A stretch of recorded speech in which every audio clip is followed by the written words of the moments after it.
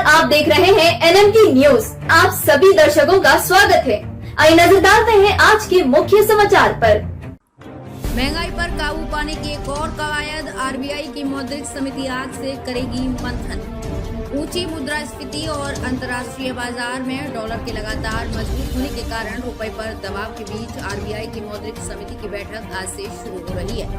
मौद्रिक नीति समिति की 3 दिन चलने वाली इस बैठक में कई अहम फैसले होने की उम्मीद है।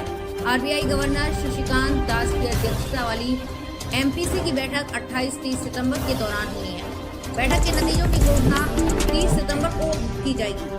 28 से 30 सितंबर के दौरान होने वाली भारतीय रिजर्व बैंक की मौद्रिक नीति समिति की बैठक पर बाजार की भी नजरें टिकी हुई हैं।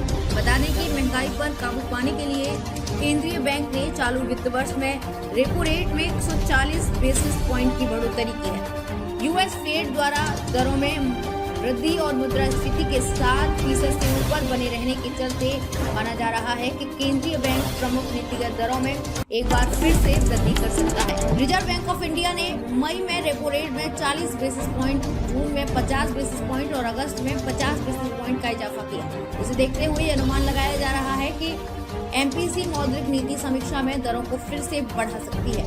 माना जा रहा है कि आरबीआई दरों में फिर से 50 बीपीएस की बढ़ोतरी कर सकता है।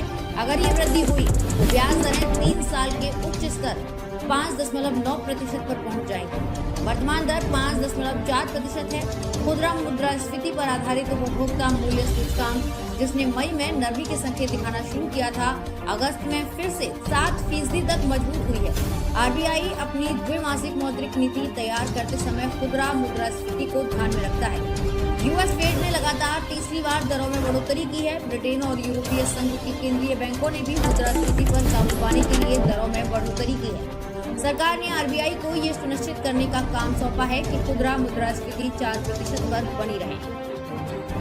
बैंक अपने रोजमर्रा के कामकाज के लिए भारतीय रिजर्व बैंक से कर्ज लेते हैं।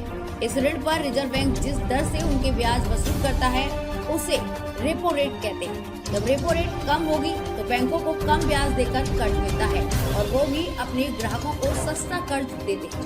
और यदि इसके उलट यदि रिजर्व बैंक रेपो रेट में बढ़ोतरी करता है तो बैंकों के लिए कर्ज लेना महंगा हो जाएगा और इससे वे अपने ग्राहकों को महंगा कर्ज देंगे। Good morning. We are actually delighted to have all of you here after a gap of 2 years. We are having the first, face-to-face press interaction. So we are very happy that all of you have been safe.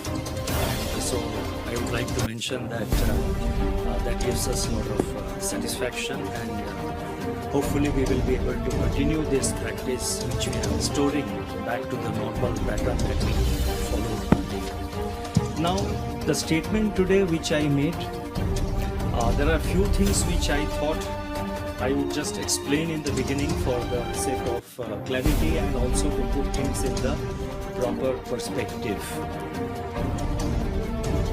There are 7 things from the monetary policy point of view. There are 7 things which we have done, and which I think it is all there in the statement at various places, but I am just putting them together. The first is that we have revised our inflation and growth projections.